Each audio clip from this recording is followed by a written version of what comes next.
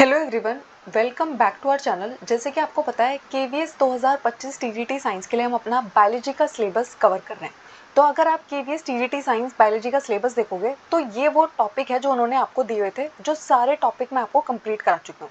But अगर आप 2022 का प्रीवियस ईयर पेपर देखोगे तो उसमें है ना डाइवर्सिटी से बहुत सारे क्वेश्चन पूछे गए, लेकिन डाइवर्सिटी टॉपिक को उन्होंने सिलेबस में नहीं दिया था। इसलिए हम डाइवर्सिटी यूनिट को कवर करेंगे बिकॉज डाइवर्सिटी से बहुत सारे क्वेश्चंस आए थे। उसके अलावा आपको पहले जाके 2022 का प्रीवियस ईयर पेपर देखना है, जो आपको इस प्लेलिस्ट में मिल जाएगा। तो डाइवर्सिटी यूनिट में हमें क्या पढ़ना है, डाइवर्सिटी का मतलब क्या होता है। तो डाइवर्सिटी का मतलब होता है जब आप किसी चीज़ की वैरायटी देखते हो, ठीक है। जैसे कि आप मार्केट में गए और आपको है ना मिठाई खानी है, तो अगर मिठाई की बहुत सारी वैरायटी आपको देखने को मिल रही है तो वो क्या शो कर रहा है, डाइवर्सिटी शो कर रहा है। तो फिर बायोडाइवर्सिटी का मतलब क्या है, तो बायो का मतलब होता है लिविंग और डाइवर्सिटी का मतलब होता है वैरायटी। तो अगर आपको है ना बहुत सारी लिविंग ऑर्गेनिजम्स की वैरायटी दिख रही है, बहुत सारी स्पीसीज दिख रही है किसी पर्टिकुलर रीजन में, तो वो उस रीजन को हम क्या बोलते हैं, बायोडाइवर्स रीजन्स बोलते हैं, ठीक है। वहां पर आपको बहुत सारे प्लांट्स की वैरायटी दिख रही है, बहुत सारे एनिमल्स दिख रहे हैं, बहुत सारे टाइप की बटरफ्लाईज दिख रही है, तो ये सब कुछ कैसा रीजन है, वो बायोडाइवर्स रीजन है, ठीक है।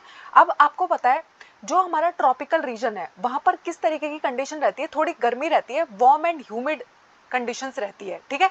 कहां पर होता है ऐसा, हमारे ट्रॉपिक ऑफ कैंसर और ट्रॉपिक ऑफ कैप्रिकॉर्न के बीच में। इसलिए यहाँ की जो कंडीशंस है वो इस प्लेस को कैसा बनाती है, बहुत ज़्यादा रिच बनाती है। किसमें, डाइवर्सिटी में। यहाँ पर आपको बहुत ज़्यादा प्लांट्स दिखने को मिलेंगे, बहुत ज़्यादा एनिमल्स देखने को मिलेंगे, उनकी बहुत सारी वेराइटीज़ देखने को मिलेगी। इसलिए इस रीजन को हम क्या बुलाते हैं, मेगा डाइवर्सिटी का रीजन बुलाते हैं। किस रीजन की बात हो रही है, आपके ट्रॉपिक ऑफ कैंसर और ट्रॉपिक ऑफ कैप्रिकॉर्न के बीच का जो ट्रॉपिकल रीजन है उसकी बात हो रही है। तो अब देखो, जो हमारी ब्लू व्हेल है उसका साइज आपको कितना बड़ा दिख सकता है, 30 मीटर लंबा हो सकता है। उसके अलावा जो रेडवुड ट्री ऑफ कैलिफोर्निया है उसकी हाइट कितनी जा सकती है, 100 मीटर तक जा सकती है। तो देखो आपको है ना इतनी सारी डाइवर्सिटी देखने को मिलते हैं, आपको माइक्रोस्कोपिक बैक्टीरिया भी देखने को मिलते हैं और आपको इतने बड़े साइज के ऑर्गेनिजम्स भी देखने को मिलते हैं। अब देखो, जब सबसे पहले हमें इतने सारे ऑर्गेनिजम्स मिल गए, उसके बाद अब उनको आइडेंटिफाई करना, क्लासिफाई करना भी बहुत ज़रूरी हो गया था, ठीक है। तो सबसे पहले जो क्लासिफिकेशन की ट्राई है वो किसने की, अरस्तु ने की। और आपको पता है अरस्तु को हम क्या बुलाते हैं, फादर ऑफ बायोलॉजी भी बुलाते हैं, फादर ऑफ जूलॉजी भी बुलाते हैं। तो अरिस्टोटल ने क्या किया, प्लांट्स को उन्होंने 3 कैटेगरीज में डिवाइड कर दिया, हर्ब्स, शब्स एंड ट्रीज, ठीक है। उन्होंने क्या बोला, प्लांट्स को हम 3 कैटेगरीज में रख देते हैं, और एनिमल्स को उन्होंने 2 कैटेगरी में डिवाइड किया। एक थे इनाइमा जिनके अंदर आरबीसी प्रेजेंट थी, और एक थे अनाइमा जिनके अंदर आरबीसी प्रेजेंट नहीं थी। ये सबसे पहला अटेम्प्ट था जो क्लासिफिकेशन को लेके किया गया।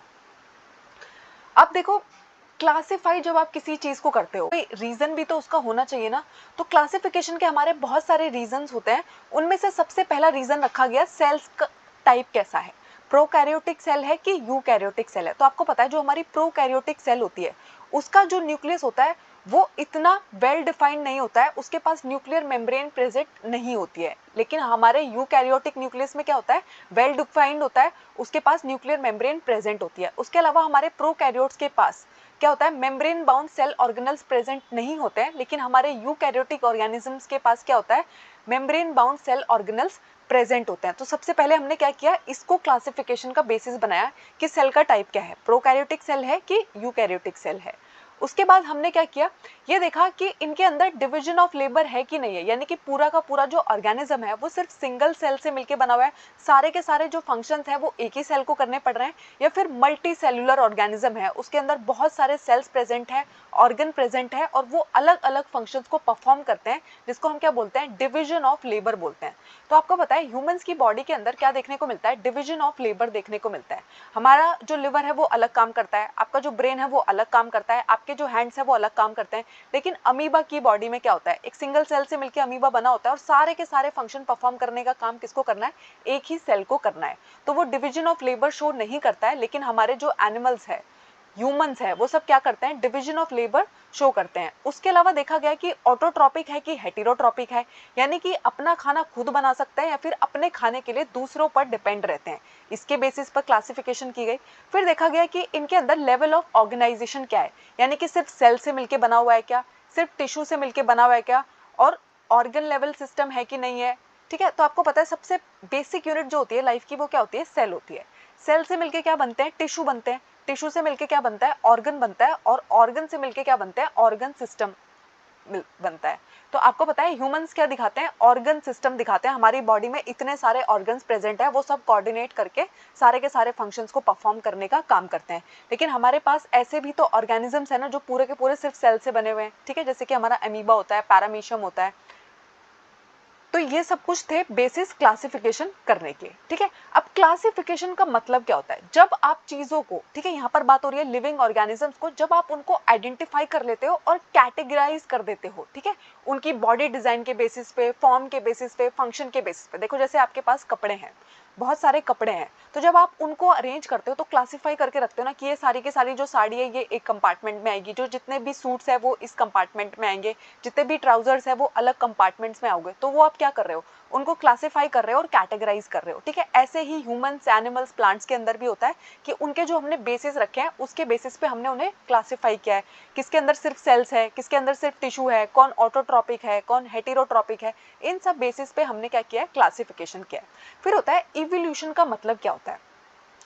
तो देखो पहले जो हमारे प्रिमिटिव ऑर्गेनिजम्स थे वो बहुत डिफरेंट दिखा करते थे। जैसे बोला जाता है कि ह्यूमन का जो इवोल्यूशन है वो एप से हुआ है।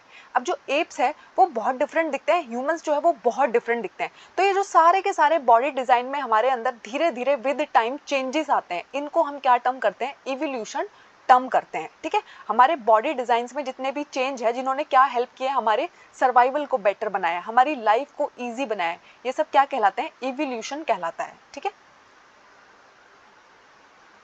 अब देखो इवोल्यूशन की बात सबसे पहले किसने की, चार्ल्स डार्विन ने की। उन्होंने एक बुक लिखी जिसका नाम है द ओरिजिन ऑफ स्पीसीज। तो ये जो ओरिजिन ऑफ स्पीसीज उन्होंने बुक लिखी, इसमें उन्होंने किसके बारे में डिस्क्राइब किया, इवोल्यूशन के बारे में डिस्क्राइब किया, ठीक है। अब उन्होंने क्या कहा कि जो ऐसे ऑर्गेनिजम्स है जिनका जो बॉडी डिजाइन है वो बहुत पुराना है, एंशिएंट है, ज्यादा बदले नहीं है, उनको हम क्या बोलते हैं, आज भी प्रिमिटिव और लोअर ऑर्गेनिजम्स बोलते हैं। और ऐसे ऑर्गेनिज्म जो समय के साथ, वक्त के साथ जिनकी बॉडी जो है बदलती चली गई, उनके अंदर बहुत सारे चेंजेस आ गए, उनको हम क्या बुलाते हैं, एडवांस्ड और हायर ऑर्गेनिज्म बुलाते हैं। उसके अलावा आपको पता है हमारे इवोल्यूशन के फादर कौन है, चार्ल्स डार्विन ही है, ठीक है। सबसे पहले उन्होंने ही इवोल्यूशन की बात की थी और इसलिए फादर ऑफ इवोल्यूशन भी कौन कहलाते हैं, चार्ल्स डार्विन कहलाते हैं। अब देखो ये जो क्लासिफिकेशन क्या है, इसकी कोई हायरार्की तो हमें रखनी पड़ेगी ना। तो बायोलॉजिस्ट ने ऑर्गेनिजम्स को क्लासिफाई करने के लिए क्या हायरार्की रखी, उन्होंने सबसे बड़ा जो रखा वो था किंगडम। किंगडम के नीचे आता है फाइलम, एनिमल्स के लिए हम फाइलम वर्ड यूज करते हैं और प्लांट्स के लिए हम डिवीजन वर्ड का इस्तेमाल करते हैं, ठीक है। उसके बाद आती है क्लास, फिर आता है ऑर्डर, फिर आता है फैमिली, फिर आता है जीनस और फिर आता है स्पीसीज। आपसे है ना एग्जाम में ये ऑर्डर जो है क्रोनोलॉजिकल ऑर्डर में या तो lower to upper, upper to lower जो है अरेंज करने के लिए आ जाता है। तो आपको मालूम होना चाहिए कि कौन किसके बाद आता है, ठीक है। स्पीसीज के बाद नेक्स्ट कौन आएगा, जीनस आएगा, जीनस के बाद कौन आएगा, फैमिली आएगा, फैमिली के बाद कौन आएगा, ठीक है। तो ऊपर से नीचे, नीचे से ऊपर, दोनों में आपको सीक्वेंस मालूम होना चाहिए कि kingdom, phylum, class, order, family, genus, species, ठीक है। कभी भी अरेंज करने के लिए आए या वो उनको जंबल कर देते हैं तो आपको पूछते हैं कि कौन सा गलत जगह पे प्लेस किया गया है, तो आप उसको आइडेंटिफाई कर पाओ। अब देखो ये जो किंगडम के बेसिस पे क्लासिफिकेशन हुई, सबसे पहले है ना दो किंगडम आई, ठीक है, ठीक है। एक प्लांट्स थी और एक एनिमल्स थी। तो टू किंगडम क्लासिफिकेशन किसने दी थी, कार्ल लिनियस ने दी थी। उसके बाद आई थ्री किंगडम जो किसने दी है, अर्नेस्ट हैकेल ने दी। फिर आई हमारी फोर किंगडम क्लासिफिकेशन जो किसने दी थी, कोपलैंड ने दी थी। फिर आई है हमारी सबसे एक्सेप्टेड किंगडम क्लासिफिकेशन जो है फाइव किंगडम क्लासिफिकेशन, जो आर.एच. विटेकर ने दी है, ठीक है। उसके बाद सिक्स किंगडम क्लासिफिकेशन भी हम पढ़ते हैं जो किसने दिया है, कार्ल वोज ने दिया है। लेकिन सबसे एक्सेप्टेड जो है वो क्या है, हमारी फाइव किंगडम क्लासिफिकेशन है। सबसे मेजरली हम पढ़ते हैं अपनी फाइव किंगडम क्लासिफिकेशन को। अब जो आर.एच. विटेकर ने हमारी फाइव किंगडम क्लासिफिकेशन दी, उन्होंने ये पांच किंगडम कौन सी रखी, मोनेरा, प्रोटिस्टा, फंजाई, प्लांटे और एनिमिलिया, ठीक है। और उन्होंने इनको किस बेसिस पे डिवाइड किया, कोई ना कोई बेसिस तो रखा होगा ना। जैसे आप किसी बेसिस पे डिवाइड करते हो कि ये साड़ी है कि सूट है, किसी बेसिस पे डिसाइड करते हो कि ये हील्स है कि फ्लैट है, ठीक है। तो जैसे आपके बेसिस है वैसे ही इनको कैटेगराइज करने के भी तो कोई ना कोई बेसिस रखे गए होंगे ना। तो यहाँ पर देखा गया कि सेल का स्ट्रक्चर कैसा है, इनका जो न्यूट्रिशन का सोर्स है वो क्या है, ऑटोट्रॉपिक है कि हेटेरोट्रॉपिक है, इनकी जो बॉडी ऑर्गेनाइजेशन है वो कैसी है, ठीक है, सेल्यूलर लेवल है, टिश्यू लेवल है, ऑर्गन लेवल है, इन सब बेसिस पर उन्होंने इनको क्लासिफाई किया। उसके अलावा जो हमारी 6 किंगडम क्लासिफिकेशन है जो कार्ल वोज ने दी, उसमें उन्होंने कोई ज़्यादा चेंज नहीं किया। जो हमारी मोनेरा थी, 5 किंगडम क्लासिफिकेशन की जो मोनेरा थी, उसको 2 फर्दर क्लासेस में सब डिवाइड कर दिया। एक को उन्होंने बोला आर्की बैक्टीरिया और एक को उन्होंने बोला यू बैक्टीरिया। ठीक है, तो ये बस क्या किया उन्होंने, कार्ल वोज ने मोनेरा को 2 फर्दर ग्रुप्स में डिवाइड कर दिया, Archie bacteria and you bacteria. उसके अलावा प्रोटिस्टा, फंजाई, प्लांटे, एनिमिलिया ये सब एकदम सिमिलर रहे। अब सबसे पहले हम पढ़ेंगे हमारी सबसे पहली क्लास जो उन्होंने डिवाइड की वो थी मोनेरा। अब मोनेरा के अंदर अगर आप देखोगे तो यहाँ पर क्या है, प्रोकैरियोट्स देखने को मिलते हैं, आपको प्रिमिटिव टाइप ऑफ सेल देखने को मिलता है। यहाँ पर आपको वेल डिफाइंड न्यूक्लियस नहीं मिलेगा, न्यूक्लियर मेम्ब्रेन एब्सेंट होगी और उसके अलावा यहाँ पर मेम्ब्रेन बाउंड सेल ऑर्गेनल्स आपको देखने को नहीं मिलेंगे। प्लस ये सब यूनिसेलुलर है। मोनेरा के अंदर जितने भी ऑर्गेनिज्म प्लेस किए गए वो सब क्या है, यूनिसेलुलर है, एक सेल से मिलके बने हुए हैं। इसलिए इसके जो सोल मेंबर है मेजरली इसके अंदर सब कौन प्लेस किए गए, सारे के सारे बैक्टीरिया प्लेस किए गए।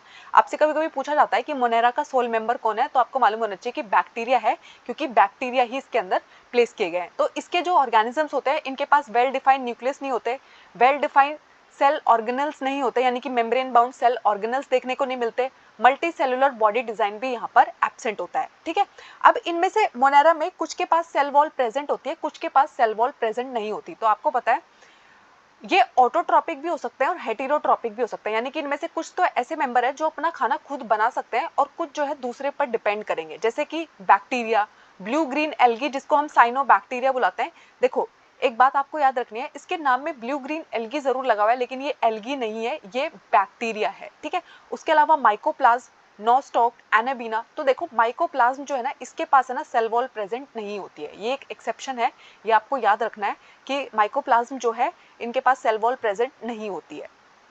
ब्लू ग्रीन एल्गी नोस्टॉक है, यहाँ पर आपको एक स्ट्रक्चर देखने को मिल रहा है जो है हेटेरोसिस्ट। तो ये हेटेरोसिस्ट हमारी किस में हेल्प करता है, जब नाइट्रोजन फिक्सेशन का प्रोसेस हो रहा होता है तो नाइट्रोजन फिक्सेशन के दौरान इसको बिल्कुल भी ऑक्सीजन नहीं चाहिए होती है, तो ये हेटेरोसिस्ट क्या करता है, ऑक्सीजन की एंट्री को प्रिवेंट करता है ताकि नाइट्रोजन फिक्सेशन का जो काम है वो आसानी से हो सके। तो हेटेरोसिस्ट का काम क्या होता है कि ऑक्सीजन को अंदर नहीं जाने देना है जब नाइट्रोजन फिक्सेशन का प्रोसेस हो रहा है। तो हमारे जो नोस्टॉक है, ब्लू ग्रीन एल्गी है, वो हमारी किस में हेल्प करती है, नाइट्रोजन फिक्सेशन के प्रोसेस में हेल्प करते हैं। आपको पता है हमारे एटमॉस्फेयर में 78% नाइट्रोजन प्रेजेंट है, लेकिन हम उसको डायरेक्टली यूज नहीं कर सकते, हमारे प्लांट्स उसको डायरेक्टली यूज नहीं कर सकते। हमारे प्लांट्स उसको जिस फॉर्म में यूज करते हैं उसको कन्वर्ट करते हैं, कौन, ये हमारे ब्लू ग्रीन एल्गी साइनोबैक्टीरिया। ठीक है, उसके बाद आता है हमारा दूसरा ग्रुप जो है प्रोटिस्टा। अब इसके अंदर है ना प्रोकैरियोट्स देखने को नहीं मिलेंगे, यूकैरियोट्स देखने को मिलेंगे, लेकिन यहाँ ये यूकैरियोट्स भी किससे मिलके बने हुए हैं, यूनिसेलुलर है, एक सिंगल सेल से मिलके बने हुए हैं। ठीक है, अब इसके अंदर है बहुत सारे यूनिसेलुलर यूकैरियोटिक ऑर्गेनिजम्स आते हैं, इनके पास है ना छोटे छोटे अपेंडेजेस प्रेजेंट है, जैसे कि पैरामीशियम के पास सीलिया प्रेजेंट है जो इसकी मूवमेंट में हेल्प करता है, यूग्लिना के पास फ्लैजिला प्रेजेंट है जो इसकी मूवमेंट में हेल्प करता है। इनके अंदर मोड ऑफ न्यूट्रिशन जो है वो ऑटोट्रॉपिक भी हो सकता है और हेटेरोट्रॉपिक भी हो सकता है। ठीक है, इनमें से कुछ अपना खाना खुद बना सकते हैं, कुछ अपना खाना दूसरे से लेते हैं। ठीक है, उसके अलावा इसके अंदर यूनिसेलुलर एल्गी देखने को मिलते हैं, डाई एटम्स आते हैं, प्रोटोजोअन्स आते हैं। अब हमारे पैरामीशियम के अंदर क्या है, सीलिया प्रेजेंट है। हमारे अमीबा के पास फॉल्स फीट प्रेजेंट है जिसको हम स्यूडोपोडिया बोलते हैं। आपको पता है स्यूडो का मतलब होता है फॉल्स, पोडिया का मतलब होता है फीट, तो फॉल्स फीट प्रेजेंट होता है अमीबा के पास। यूग्लिना के पास क्या प्रेजेंट है, फ्लैजिला प्रेजेंट है। ये जो सीलिया है, स्यूडोपोडिया है, फ्लैजिला है, ये सब इनकी किस में मदद करते हैं, मूवमेंट में मदद करते हैं, लोकोमोशन में हेल्प करते हैं। फिर आता है हमारा तीसरा ग्रुप जो है फंजाई। अब जो हमारी फंजाई है ना वो यूकैरियोटिक है, यहाँ पर आपको यूनिसेलुलर ऑर्गेनिज्म भी देखने को मिलेंगे और मल्टी सेलुलर भी देखने को मिलेंगे, यानी कि दोनों टाइप के ऑर्गेनिजम्स यहाँ पर प्रेजेंट होते हैं। प्लस इसके सारे के सारे मेंबर जो है वो हेटेरोट्रॉपिक होते हैं, ये अपना खाना कभी खुद नहीं बनाएंगे, ये हमेशा दूसरे पे डिपेंड करेंगे, क्योंकि आपको पता है हमारी फंजाई के पास कोई भी क्लोरोफिल पिगमेंट प्रेजेंट नहीं होते हैं और ये क्या करते हैं, डेड एंड डिकेइंग मटेरियल पे ग्रो कर रहे होते हैं। आपने देखा होगा आपकी जो मशरूम्स है, फंजाई है, वो कहाँ ग्रो करती है, जो आपकी सड़ी गली चीजें होती हैं, लकड़ी का टुकड़ा कोई पड़ा हुआ है उसके ऊपर ग्रो कर जाती है। इसलिए इनको हम क्या बुलाते हैं, सेप्रोफाइट्स बुलाते हैं, क्योंकि ये dead and decaying organic material को यूज करती हैं एज फूड, तो इनको हम क्या बोलते हैं, सेप्रोफाइट्स बोलते हैं। यहाँ पर फंजाई में आपको कुछ यूनिसेलुलर फॉर्म भी देखने को मिलेगी, मल्टी सेलुलर फॉर्म भी देखने को मिलेंगी। जितनी भी हमारी यीस्ट है, मशरूम है, पेनिसिलियम है, एस्परजिलस है, अगैरिकस है, ये सब किसके एग्जाम्पल है, फंजाई के एग्जाम्पल है। उसके अलावा यहाँ पर जो सेल वॉल होती है, फंजाई के पास सेल वॉल प्रेजेंट होती है और वो किससे मिलके बनी होती है, एक प्रोटीन से मिलकर बनी होती है जिसको हम क्या बोलते हैं, काइटिन बोलते हैं, ठीक है। अब कभी कभी क्या होता है, लाइकन्स क्या होते हैं, तो आपकी बहुत सारी जो फंगल स्पीसीज है वो एक म्यूचुअल रिलेशनशिप शो करती है, किसके साथ मिलकर रह रही होती है, एल्गी के साथ मिलकर रह रही होती है। यानी कि फंजाई और एल्गी जब आपस में एक म्यूचुअल एसोसिएशन बना लेते हैं, उनको हम क्या टर्म करते हैं, लाइकन टर्म करते हैं। अब ये रिलेशनशिप जो है वो सिम्बायोटिक है। सिम्बायोटिक का मतलब होता है कि ये दोनों है ना एक दूसरे को कोई ना कोई फायदा पहुंचा रही है। देखो, एल्गी क्या करती है, खाना बनाती है क्योंकि वो फोटोसिंथेसिस परफॉर्म कर सकती है, और फंजाई क्या करती है, उसको रहने के लिए शेल्टर प्रोवाइड करती है, ठीक है। तो इनको हम क्या बोलते हैं, लाइकन्स बोलते हैं। अगर कभी आप पहाड़ों वाले रीजन में जा रहे होते हैं तो वहां पर आप देखोगे जो पेड़ का तना होता है, बार्क होती है, उसके ऊपर आपको है ना बहुत सारे कलर्ड पैचेस नजर आएंगे।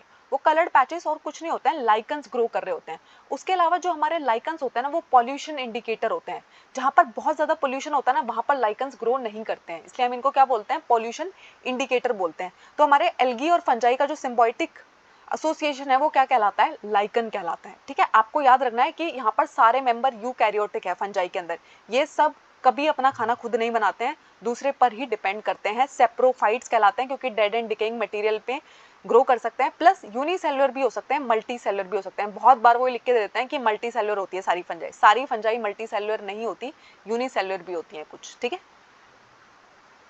नेक्स्ट आता है हमारा प्लांटे, ठीक है। तो प्लांटे में क्या होगा, आपको सारे के सारे जितने भी ऑर्गेनिजम्स देखने को मिलेंगे वो सब मल्टी सेलुलर होते हैं। आपके जितने भी प्लांट्स है वो सब क्या है, मल्टी सेलुलर है, प्लस वो यूकैरियोटिक है। यानी कि उनके अंदर आपको वेल डिफाइंड न्यूक्लियस भी मिलेगा, मेम्ब्रेन बाउंड सेल ऑर्गेनल्स भी देखने को मिलेंगे, ठीक है।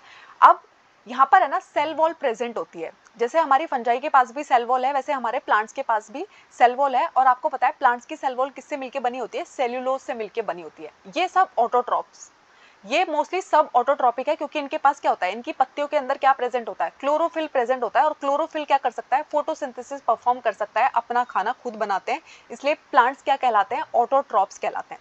अब हमारे प्लांट्स को हमने फर्दर कुछ पार्ट्स में डिवाइड किया है, वो क्या है, Thallophyta, bryophyta, pteridophyta, gymnosperm and angiosperms, ठीक है। ये हमारे प्लांट किंगडम को फर्दर हमने 5 क्लासेस में क्लासिफाई किया है। अब हम एक एक करके इनको देखेंगे। सबसे पहले आते हैं हमारे थैलोफाइटा। अब जो हमारे थैलोफाइटा है, इनकी आपको है ना एक प्रॉपर प्लांट की जैसी बॉडी होती है ना, वेल डिफरेंशिएटेड बॉडी नहीं होती। यहाँ पर थैलस लाइक स्ट्रक्चर होता है, इसलिए इनका नाम क्या है, थैलोफाइटा है, ठीक है। मेजरली इसके अंदर हमारी सारी एल्गी को आती है। और ये सब कहाँ रहते हैं, एक्वेटिक हैबिटेट में रहते हैं, पानी के आसपास रहते हैं। यानी कि सारा का सारा जो थैलस होगा, एल्गी होगी, वो कहाँ ग्रो कर रही होती है, जहाँ पर आसपास कोई पानी हो। आपने देखा होगा पॉन्ड में हमेशा क्या ग्रो कर रही होती है, आपकी एल्गी ग्रो कर रही होती है। तो मोस्टली एक्वेटिक हैबिटेट होता है। अब इसका एग्जांपल कौन है, थैलोफाइटा के अंदर कौन आता है, आपकी स्पाइरोगायरा आती है, यूलिथ्रिक्स आता है, चारा आता है, क्लैडोफोरा आता है, उल्वा आता है, ठीक है। तो ये सब क्या है, थैलोफाइटा के एग्जांपल है। फिर आते हैं हमारे ब्रायोफाइट्स। अब ब्रायोफाइट से जो क्वेश्चन पूछा जाता है, सबसे पहले आपसे पूछा जाता है amphibians of the plant kingdom हम किसको बुलाते हैं, तो amphibians of the plant kingdom हम बुलाते हैं ब्रायोफाइटा को। अब इनकी जो बॉडी है वो थोड़ी सी डिफरेंशिएटेड रहती है। यहाँ पर आपको स्टेम और लीफ लाइक स्ट्रक्चर्स दिख जाएंगे, प्रॉपर स्टेम और लीफ नहीं है, लेकिन उनके जैसे स्ट्रक्चर आपको दिख सकते हैं। अब इनको हम एम्फीबियंस क्यों बुलाते हैं, तो आपको पता है हमारे जो एम्फीबियंस होते हैं वो लैंड में भी रह सकते हैं और वाटर में भी रह सकते हैं। ऐसा ही इसके प्लांट्स भी कर सकते हैं। इसके प्लांट्स पानी में भी सर्वाइव करते हैं, लैंड पर भी रह सकते हैं। इसलिए इनको हम क्या बुलाते हैं, amphibians of the plant kingdom बुलाते हैं। इनके अंदर वाटर को कंडक्ट करने के लिए कोई टिश्यू प्रेजेंट नहीं होता, ना थैलोफाइटा के अंदर प्रेजेंट है, ना ब्रायोफाइटा के अंदर प्रेजेंट है, ठीक है। तो इसके एग्जाम्पल कौन है, ब्रायोफाइट्स के एग्जाम्पल कौन है, रिक्शा, मार्केंशिया, मॉस, ठीक है। ये सब किसके एग्जाम्पल है, ब्रायोफाइट के एग्जाम्पल है। उसके अलावा स्पेगनम जो है वो किसका एग्जाम्पल होता है, ब्रायोफाइटा का एग्जाम्पल होता है। फिर आता है हमारा थर्ड टेरिडोफाइटा। अब जो टेरिडोफाइटा होता है ना, यहाँ से एक्चुअल प्लांट बॉडी आपको दिखनी शुरू होती है। यहाँ पर आपको रूट्स भी देखने को मिलेगी, स्टेम भी देखने को मिलेगी और पत्तियां भी देखने को मिलती है। अब टेरिडोफाइट जो है वो हमारे स्पेशल टाइप के प्लांट्स है। क्यों, क्योंकि इनके पास वाटर कंडक्शन के लिए जाइलम एंड फ्लोएम जो टिश्यू है वो प्रेजेंट रहते हैं। तो यहाँ पर वाटर कंडक्शन वाले टिश्यू सबसे पहली बार देखने को मिले किसके अंदर, टेरिडोफाइटा के अंदर। ना थैलोफाइटा के अंदर प्रेजेंट होते हैं, ना ब्रायोफाइटा के अंदर प्रेजेंट होते हैं। इसके एग्जाम्पल कौन है, मार्सिलिया, फर्न और हॉर्सटेल। ये किसके एग्जाम्पल है, टेरिडोफाइट के एग्जाम्पल है। टेरिडोफाइट के बारे में दो स्पेशल बातें आपको याद रखनी है कि हमारे जो वाटर कंडक्टिंग टिश्यू है वो यहाँ पर देखने को मिलते हैं और इनकी जो बॉडी है वो रूट, स्टेम और लीव्स में डिफरेंशिएटेड रहती है। यानी कि इनका स्ट्रक्चर अगर आप देखोगे ना तो आपको लगेगा कि हाँ प्लांट जैसा दिख रहा है।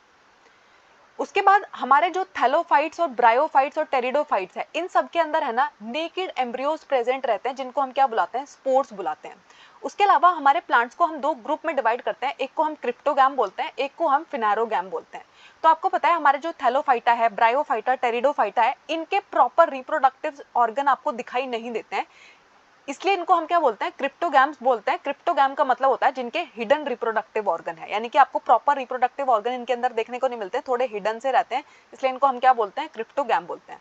फिर आते हैं हमारे जिम्नोस्पर्म और एंजियोस्पर्म, इनके अंदर है ना प्रॉपर रिप्रोडक्टिव ऑर्गन प्रेजेंट है, ये सीड को फॉर्म करते हैं, इसलिए इनको हम क्या बोलते हैं, फिनारोगैम्स बोलते हैं। तो कभी कभी आपसे पूछा जाएगा कि क्रिप्टोगैम्स के एग्जाम्पल कौन है, तो आपको मालूम होना चाहिए थैलोफाइटा, ब्रायोफाइटा एंड टेरिडोफाइटा।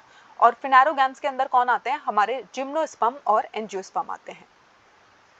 अब हम बात करेंगे जिम्नोस्पर्म की। तो जिम्नो जो है वो ग्रीक वर्ड से मिलकर बना है। जिम्नो का मतलब होता है नेकेड, स्पर्म का मतलब होता है सीड। यहाँ पर सीड्स प्रेजेंट है, नेकेड सीड्स प्रेजेंट है। ये जो है पेरिनियल भी हो सकता है, यानी कि कई सालों तक जिंदा रह सकते हैं, एवरग्रीन और वुडी भी हो सकते हैं, यानी कि वुडी स्ट्रक्चर देखने को मिलेगा, हमेशा हरे भरे रहते हैं, इनके पास फ्लावर्स प्रेजेंट नहीं होते हैं। ये बात आपको याद रखनी है कि अभी तक जो हमारा थैलोफाइटा है, ब्रायोफाइट है, टेरिडोफाइट है, जिम्नोस्पर्म है, यहाँ तक किसी के भी पास जो है वो फ्लावर्स प्रेजेंट नहीं होते। जिम्नोस्पर्म के एग्जाम्पल कौन है, साइकस और पाइनस, ठीक है। उसके अलावा है ना आपको एक और बात याद रखनी है, जिम्नोस्पर्म में भी हमारे वाटर कंडक्शन टिश्यूज जो है वो प्रेजेंट रहेंगे। टेरिडोफाइट में आने स्टार्ट हो गए थे, जिम्नोस्पर्म में भी प्रेजेंट रहते हैं। उसके बाद आते हैं हमारे एंजियोस्पर्म और सबसे एडवांस क्लास। एंजियो का मतलब होता है कवर्ड, स्पर्म का मतलब होता है सीड। तो यहाँ पर आपको नेकेड सीड देखने को नहीं मिलेगा, कवर्ड सीड्स देखने को मिलेगा। अब जो सीड्स है वो एक ऑर्गन के अंदर डेवलप होता है और वो क्या बन जाता है, फ्रूट बन जाता है। आपने देखा होगा जैसे ही आप आम खा रहे हो, जैसे आप आम खा के खत्म करोगे, आपने फ्रूट खा लिया, उसके अंदर से क्या मिलता है, सीड मिलता है, तो वो क्या है, एंजियोस्पर्म है, ठीक है। आप क्या खा रहे थे, मैंगो खा रहे थे ना, मैंगो किसका एग्जाम्पल है, एंजियोस्पर्म का एग्जाम्पल है। उसके अलावा ये फ्लावरिंग प्लांट्स कहलाते हैं। हमारे जो 5 किंगडम है, थैलोफाइटा है, ब्रायोफाइटा है, टेरिडोफाइटा है, जिम्नोस्पर्म है, किसी के पास फ्लावर्स प्रेजेंट नहीं थे, लेकिन हमारे एंजियोस्पर्म के पास क्या प्रेजेंट होता है, फ्लावरिंग प्लांट्स प्रेजेंट होते हैं, जो यहाँ पर क्या रोल प्ले करते हैं, रिप्रोडक्टिव स्ट्रक्चर का रोल प्ले करते हैं, ठीक है। अब इनका जो एम्ब्रियो है वो किसमें डिवाइडेड होता है, उसको एक स्ट्रक्चर बोलते हैं कॉटलिडन। तो कॉटलिडन को हम सीड लीव्स भी बोलते हैं, और इसके बेसिस पे हम अपने एंजियोस्पर्म को दो फर्दर क्लासेस में डिवाइड करते हैं। एक होता है मोनोकॉटलिडन्स, एक होता है डाइकॉटलिडन्स। तो आपने बहुत बार सुना होगा मोनोकोट और डाइकोट। तो ऐसा प्लांट जिसके सीड में आपको सिर्फ सिंगल कॉटलिडन देखने को मिलेगा, उनको हम मोनोकोट बुलाते हैं, और जिसके सीड के अंदर आपको 2 कॉटलिडन देखने को मिलेगा, उसको हम क्या बुलाते हैं, डाइकोट बुलाते हैं। अब देखो, कभी आप व्हीट को देखो तो आप उसको है ना 2 पार्ट में, इक्वल पार्ट में डिवाइड नहीं कर सकते, लेकिन आपने मूंगफली को देखा है, जैसे आप थोड़ा सा प्रेशर लगाओगे ना, 2 इक्वल पार्ट में टूट जाती है। आपके जो चने हैं, आपकी जो दालें हैं, वो सब क्या करती हैं, 2 इक्वल पार्ट में टूट जाती हैं। वो 2 एक्चुअली क्या है, कॉटलिडन है।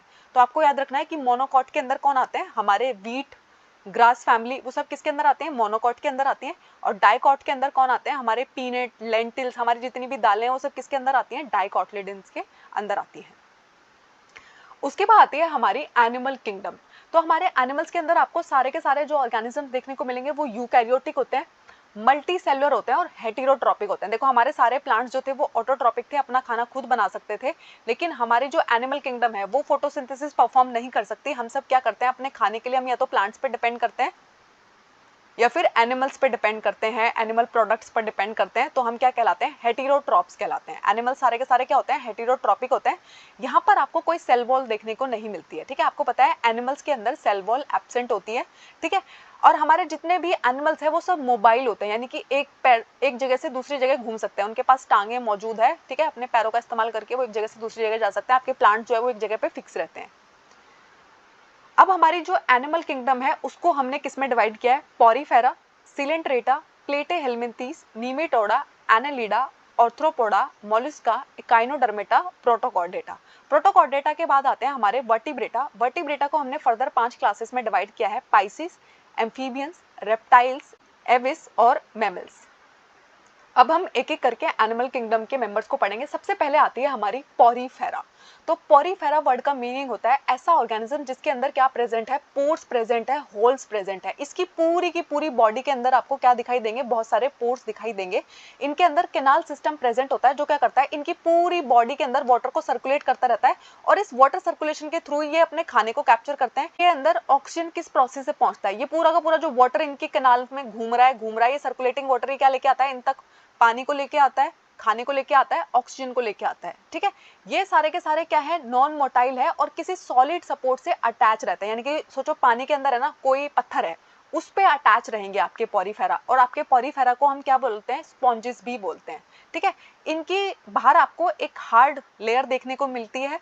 इनकी जो बॉडी डिजाइन है उसके अंदर है ना आपको ज्यादा डिफरेंशिएशन देखने को नहीं मिलता है, ठीक है। यहाँ पर थोड़े से ही सेल और टिश्यू प्रेजेंट है, बस इसी लेवल पे इनका ऑर्गेनाइजेशन रहता है।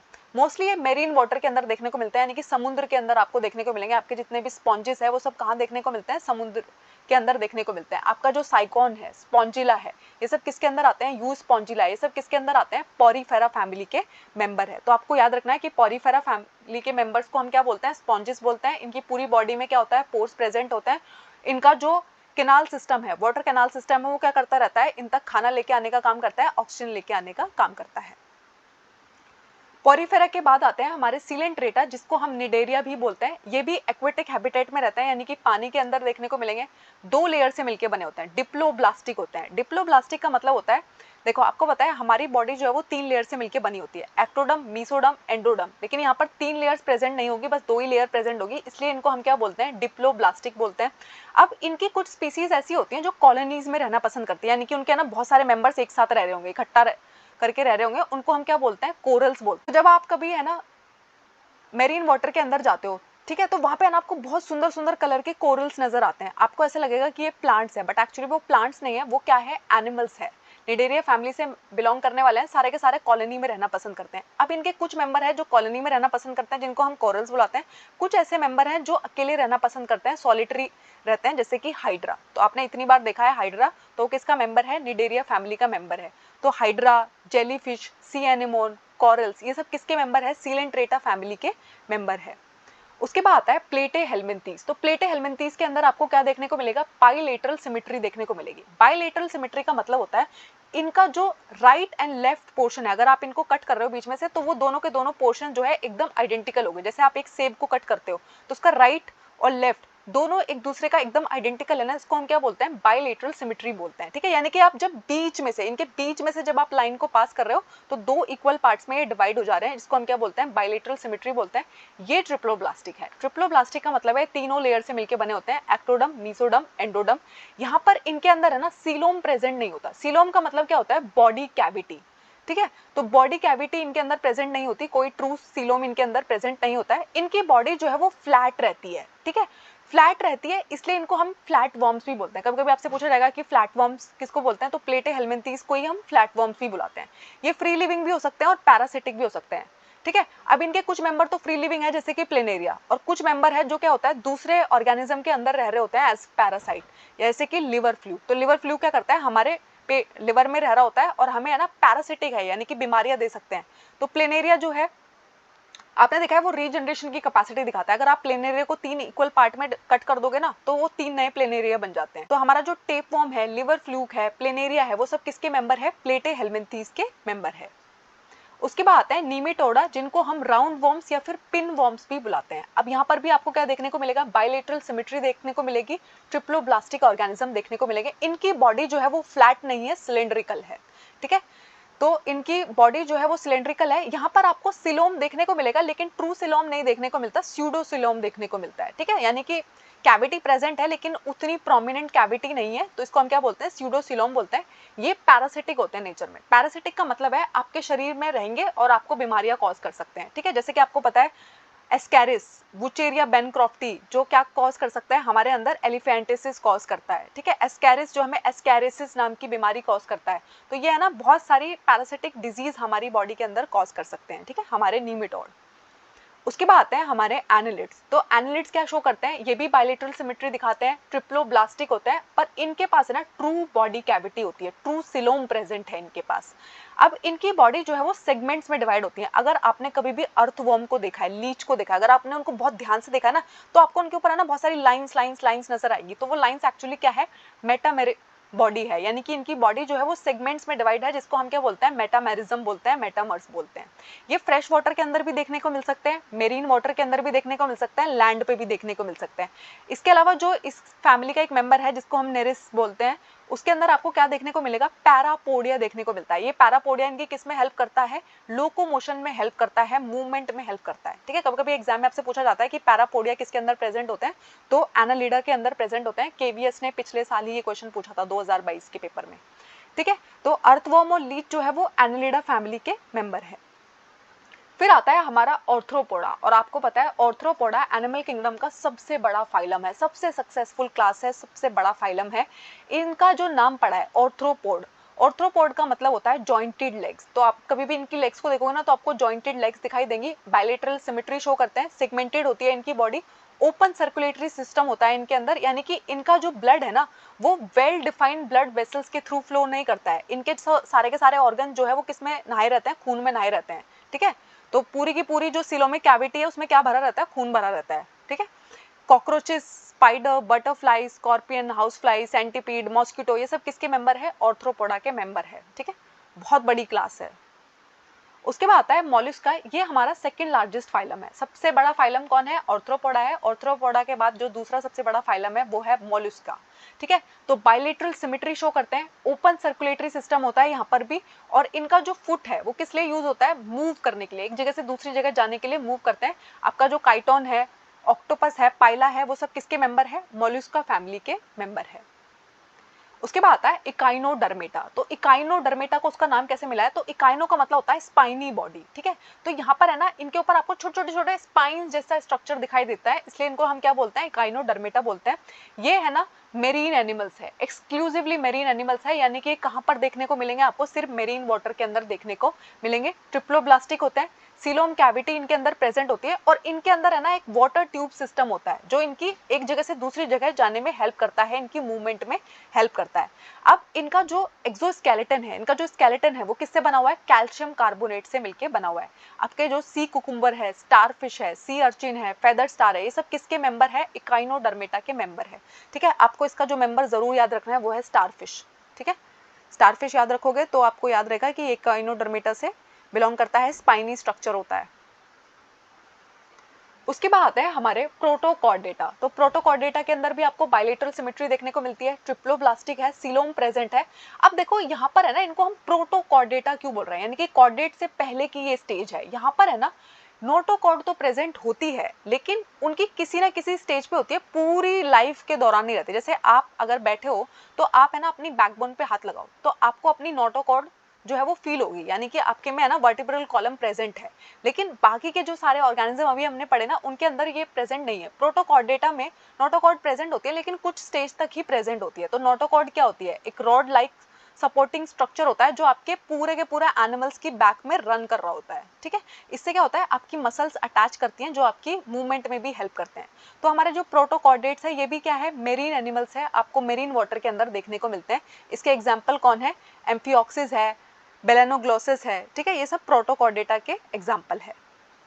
फिर आते हैं हमारे वर्टिब्रेटा। वर्टिब्रेटा जिनको हम कॉर्डेट्स भी बोलते हैं, तो इनके अंदर क्या होता है, ट्रू वर्टिब्रल कॉलम प्रेजेंट होता है। ठीक है, जो क्या हेल्प करता है, इनकी मसल अटैचमेंट में हेल्प करता है, मूवमेंट में हेल्प करता है। हमारे जितने भी वर्टिब्रेट्स हैं वो बायलेटरल सिमेट्री शो करते हैं, ट्रिप्लोब्लास्टिक होते हैं, सीलोम प्रेजेंट होता है, उनकी बॉडी सेगमेंटेड होती है, और आपको टिश्यू भी देखने को मिलेंगे, ऑर्गन्स भी देखने को मिलेंगे। अब हमारे वर्टिब्रेटा को हमने क्या किया है, अब हम इनको कॉर्डेट्स किसको बोलते हैं। ठीक है, तो कॉर्डेट्स के अंदर आपको क्या क्या फीचर्स देखने को मिलेंगे, नोटोकॉर्ड प्रेजेंट होगी, डॉर्जल नर्व कॉर्ड प्रेजेंट होगी, ट्रिप्लोब्लास्टिंग हो गए, पेयर्ड गिल पाउचेस देखने को मिलेगा, सीलोम प्रेजेंट होगा। ठीक है, अब हमारे जो वर्टिब्रेट्स हैं उनको हमने फर्दर 5 क्लासेस में डिवाइड किया है। वो 5 क्लासेस कौन है, उनको अब हम देखते हैं। सबसे पहली क्लास है पाइसिस, जिसको हम फिशेस भी बोलते हैं। हमारे जितने भी फिशेस है वो हम इसके अंदर पढ़ते हैं। अब ये क्या है, एक्वेटिक एनिमल्स है। आपको पता है ना मछली जो है वो पानी में रहना पसंद करती है, अगर आप उसे मछली को पानी से बाहर निकालोगे तो वो मर जाती है। ठीक है, अब जो इसके बॉडी है वो किससे कवर्ड है, स्केल से कवर्ड है। ठीक है, अब मछली बाहर निकालते ही मर क्यों जाती है, देखो मछली के पास है ना सांस लेने के लिए गिल्स प्रेजेंट होते हैं। ठीक है, और गिल्स किस लिए अडेप्टेड होते हैं, वो है ना पानी के अंदर जो डिसॉल्व ऑक्सीजन है ना उसको लेने के लिए अडेप्टेड होते हैं। जैसे ही आप उसको बाहर निकालते हो पानी से, तो अब उसको तो सिर्फ डिसॉल्व ऑक्सीजन लेना आता था, एयर में जो ऑक्सीजन प्रेजेंट है वो उसको लेना ही नहीं आता, तो वो बाहर मर जाती है। ठीक है, तो आपको मालूम होना चाहिए कि जो गिल्स होते हैं वो अडेप्टेड होते हैं, क्योंकि वो क्या कर सकते हैं, सिर्फ डिसॉल्व ऑक्सीजन जो है पानी के अंदर सिर्फ उसको लेना ही वो जानते हैं, ठीक है। इनकी बॉडी जो है वो स्ट्रीमलाइन होती है। स्ट्रीमलाइन का मतलब होता है अगर आप कभी फिश को देखोगे तो आगे से आपको क्या दिखाई देती है, नैरो दिखाई देती है, बीच में से क्या हो जाती है, चौड़ी हो जाती है, फिर उसकी जो टेल वाला रीजन है फिर से क्या हो जाता है, नैरो हो जाता है। तो इसको हम क्या बोलते हैं, स्ट्रीमलाइन बॉडी बोलते हैं। स्ट्रीमलाइन बॉडी उसकी किस में हेल्प करती है, स्विमिंग में हेल्प करती है, मूवमेंट में हेल्प करती है, ठीक है। ये कोल्ड ब्लडेड होते हैं और इनके हार्ट जो है सिर्फ 2 चैम्बर्स प्रेजेंट होते हैं, इनके हार्ट में सिर्फ 2 चैम्बर्स प्रेजेंट होते हैं, कोल्ड ब्लडेड होते हैं और अंडे देते हैं। जो फिशेज है जिनका स्केलेटन पूरा का पूरा सिर्फ कार्टिलेज से मिलकर बना होता है उनको हम क्या बोलते हैं, उसका एग्जाम्पल कौन है, शार्क। तो आपको जानकर हैरानी होगी, शार्क इतनी पावरफुल फिश है, वो आपके चीथड़े उड़ा सकती है, पूरा आपको खा सकती है, लेकिन वो हड्डी नहीं प्रेजेंट है, उसकी पूरी की पूरी बॉडी, उसका पूरा का पूरा स्केलेटन किससे मिलके बना हुआ है, सिर्फ कार्टिलेज से मिलके बना होता है, ठीक है। उसके बाद ऐसी फिशेस जिनके अंदर है ना आपको बोन एंड कार्टिलेज दोनों से जिनका स्केलेटन बना हुआ है, उसके एग्जाम्पल कौन है, ट्यूना और रोहू, ठीक है। अब फिशेस के कुछ एग्जाम्पल कौन है, dogfish, torpedo, lionfish, rohu, seahorse, ये सब किसके एग्जाम्पल है, फिश के एग्जाम्पल है। फिर हमारी वर्टिब्रेटा की दूसरी क्लास आती है एम्फीबियंस। यहाँ पर आपको स्केल्स देखने को नहीं मिलेंगे, म्यूकस ग्लैंड प्रेजेंट होता है, यानी कि अगर आप इनकी स्किन देखोगे ना उसमें है ना म्यूकस ग्लैंड्स प्रेजेंट है। यहाँ पर आपको 3 चैम्बर्ड हार्ट देखने को मिलता है। रेस्पिरेशन यहाँ पर गिल्स के थ्रू भी हो सकता है और लंग्स के थ्रू भी हो सकता है, प्लस हमारे जो एम्फीबियंस होते हैं ना वो अपनी स्किन के थ्रू भी रेस्पायर कर सकते हैं। आप कभी भी है ना फ्रॉग को देखना, आपको दिखाई देगा इतना गीला गीला सा होता है और अपनी स्किन के थ्रू भी वो रेस्पायर कर रहा होता है, ठीक है। ये भी अंडे देते हैं और ये क्या करते हैं, पानी के अंदर भी रह सकते हैं, लैंड पर भी रह सकते हैं, इसलिए तो इनको हम एम्फीबियंस कहते हैं। और प्लांट किंगडम का एम्फीबियंस कौन कहलाता है, ब्रायोफाइट्स कहलाते हैं, क्योंकि वो भी सेम कर सकते हैं, वो पानी में भी रह सकते हैं और लैंड पर भी रह सकते हैं। अब हमारे एम्फीबियंस के एग्जाम्पल कौन है, फ्रॉग, टोड एंड सैलामेंडर। फिर आते हैं हमारी थर्ड क्लास जो है रेप्टाइल्स। अब हमारे रेप्टाइल्स जो है ये भी कोल्ड ब्लडेड है, इनके पास स्केल्स प्रेजेंट है और ये लंग्स के थ्रू सांस लेते हैं, ठीक है। यहाँ पर भी आपको 3 चैम्बर्ड हार्ट देखने को मिलेगा जैसे कि हमारे एम्फीबियंस के अंदर था, लेकिन यहाँ पर एक एक्सेप्शन है, क्रोकोडाइल। क्रोकोडाइल जो है वो रेप्टाइल फैमिली का मेंबर है, लेकिन वो उसके पास जो हार्ट है वो 4 चैम्बर का हार्ट है, ठीक है। अब ये भी जो है अंडे देते हैं और उनके अंडों के ऊपर है ना टफ कवरिंग आपको देखने को मिलती है, ठीक है। एम्फीबियंस तो अपने अंडे जो है वो पानी के अंदर देते हैं, ये अपने अंडे पानी के अंदर नहीं देते हैं, जैसे कि हमारे स्नेक है, टर्टल है, लिजर्ड है, क्रोकोडाइल है, ये सब किसके मेंबर है, रेप्टाइल के मेंबर है, ठीक है। तो आपको याद रखना है कि एक्सेप्शन कौन है, क्रोकोडाइल है जिसके पास 4 चैम्बर वाला दिल मौजूद है। फिर आते हैं हमारे बर्ड्स जिनको हम एविस बुलाते हैं। ये अभी तक आपने जो वर्टिब्रेटा की 3 क्लासेस पढ़ी वो तीनों की तीनों क्या थी, कोल्ड ब्लडेड थी, लेकिन जो हमारे बर्ड्स होते हैं वो वार्म ब्लडेड होते हैं और उनके पास 4 चैम्बर वाला दिल होता है, ठीक है। 4 चैम्बर्ड हार्ट होता है, वार्म ब्लडेड होते हैं, ये भी अंडे देते हैं, ठीक है। और इनके जो आउटसाइड कवरिंग होती है वो पूरे के पूरे किससे ढके रहते हैं, आपने देखा ना आपके बर्ड्स के पास क्या प्रेजेंट होता है, फेदर्स प्रेजेंट होते हैं, पंख प्रेजेंट होता है। इनके जो फोरलिम्स है वो मॉडिफाइड है क्या करने के लिए, उड़ने के लिए, फ्लाइट लेने में उनकी हेल्प करते हैं, वो उड़ने में उनकी मदद करते हैं। ये लंग्स के थ्रू रेस्पायर करते हैं, जैसे कि हमारा ऑस्ट्रिच है, स्पैरो है, पिजन है, क्रो है, ये सब क्या है, बर्ड्स के एग्जाम्पल है, ठीक है। उसके बाद आते हैं मैमल्स। तो मैमल्स क्या है, ये भी वार्म ब्लडेड है, इनके पास भी 4 चैम्बर वाला दिल मौजूद है। अब मैमल्स को उनका नाम कैसे मिला, देखो मैमल्स को उनका नाम मिला है क्योंकि उनके पास क्या प्रेजेंट है, मेमरी ग्लैंड्स प्रेजेंट है, ठीक है। यानी कि वो क्या कर सकते हैं, मिल्क प्रोड्यूस करते हैं अपने यंग वन को नरिश करने के लिए, अपने बच्चों को दूध पिला सकते हैं, मेमरी ग्लैंड्स प्रेजेंट है, इसलिए उनको हम क्या बोलते हैं, मैमल्स बोलते हैं। इनकी स्किन के ऊपर आपको बाल तो देखने को मिलते हैं, उसके अलावा पसीने के लिए और ऑयल के लिए क्या प्रेजेंट होते हैं, sweat and oil glands present होते हैं, ठीक है। ये अपने यंग वन को बर्थ करते हैं, यानी कि जैसे ये दिखते हैं ऐसे ही इंसान को ये जन्म देते हैं, लेकिन यहाँ पर कुछ एक्सेप्शन है, जैसे कि आपका इकाइडना और प्लेटिपस, ये दोनों आज भी क्या देते हैं, अंडे ही देते हैं। ये मैमल्स जरूर है लेकिन ये क्या करते हैं, अंडे देते हैं। उसके अलावा कंगारू जो है वो देता तो अपने यंग वन को ही बढ़ता है, लेकिन वो है ना पूरा नरिश नहीं हो रहता, इसलिए वो उसको अपने पाउच में रखता है और जो वो पूरा नरिश हो जाता है, थोड़ा मैच्योर हो जाता है, उसके बाद उसको बाहर निकालता है, ठीक है। अब हमारे मैमल्स के अंदर कौन आता है, ह्यूमन, कैट, रैट, बैट, ये सब किसके एग्जांपल्स हैं, हमारे मैमल्स के एग्जांपल है। आपको 2 एक्सेप्शंस याद रखने हैं, इकाइडना और प्लेटिपस, जो क्या करते हैं, अपने यंग वन को बर्थ नहीं देते, अंडे देते हैं, ठीक है। अब उसके बाद आए कार्ल लिनियस, जिन्होंने ना सिस्टम नेचुरा नाम की बुक लिखी। अब इन्होंने है ना नॉमेनक्लेचर का एक मेथड निकाला, किसने, कार्ल लिनियस ने। इन्होंने कहा देखो इतने सारे ऑर्गेनिजम्स हैं, उनके हमें साइंटिफिक नाम रखने पड़ेंगे उनको आइडेंटिफाई करने के लिए, ठीक है। तो उन्होंने है ना किसी के भी साइंटिफिक नाम लिखने के कुछ रूल्स बताए, ठीक है। तो उन्होंने कहा कि जीनस का जो नाम है वो हमेशा किससे स्टार्ट होगा, कैपिटल लेटर से स्टार्ट होगा। जैसे कि ह्यूमंस को ले लिए, ह्यूमंस का साइंटिफिक नेम है होमो सेपियंस। तो जब भी कभी आप होमो लिखते हो तो एच जो होता है वो कैपिटल होता है। फिर इन्होंने कहा कि स्पीसीज का नाम जो है वो क्या होगा, स्मॉल लेटर से स्टार्ट होगा। जब आप होमो सेपियंस में सेपियंस लिखते हैं जो क्या है स्पीसीज का नाम है, तो उसमें जो एस होता है वो क्या होता है, स्मॉल होता है। ठीक है, इन्होंने कहा है कि जब भी कभी आप इनको प्रिंट करेंगे, अगर आप किसी का साइंटिफिक नेम जो है वो पेपर पे प्रिंट कर रहे हैं, तो वो किस भाषा में लिखा जाना चाहिए, इटैलिक भाषा में लिखा जाना चाहिए। ठीक है, इन्होंने कहा अगर आप हाथ से लिख रहे हो, किसी का साइंटिफिक नेम आपने लिखा होमो सेपियंस, मैंने पेपर पे लिख दिया, ठीक है, तो आपको है ना होमो को अलग से अंडरलाइन करना है, सेपियंस को अलग से अंडरलाइन करना है। आप कभी एग्जाम में ट्राई करना है, ये आपके साथ स्कूल में हुआ भी होगा कि अगर आपने होमो सेपियंस लिख दिया, बिल्कुल सही लिखा, लेकिन आपने अंडरलाइन नहीं किया, तो टीचर है ना मार्क्स नहीं देती, क्योंकि वो कहते हैं कि ये साइंटिफिक नेम तो नहीं हुआ ना, क्योंकि रूल्स क्या कहते हैं कि जब भी कभी आप साइंटिफिक नेम लिखोगे तो आप उसको अंडरलाइन करोगे। ठीक है, तो ये रूल्स किसने बताए हमें, कार्ल लिनियस ने बताए। और ये सिस्टम जो है इसको हम क्या बोलते हैं, बाइनोमियल नोमेनक्लेचर बोलते हैं। तो बाइनोमियल नोमेनक्लेचर हमें किसने दिया, कार्ल लिनियस ने दिया। थैंक यू, आई होप इस टॉपिक में आपको कोई डाउट नहीं है। अगर कोई डाउट है तो मुझे कमेंट्स में ज़रूर बताइएगा। हमारे चैनल को लाइक कीजिएगा, शेयर कीजिएगा, सब्सक्राइब कीजिएगा।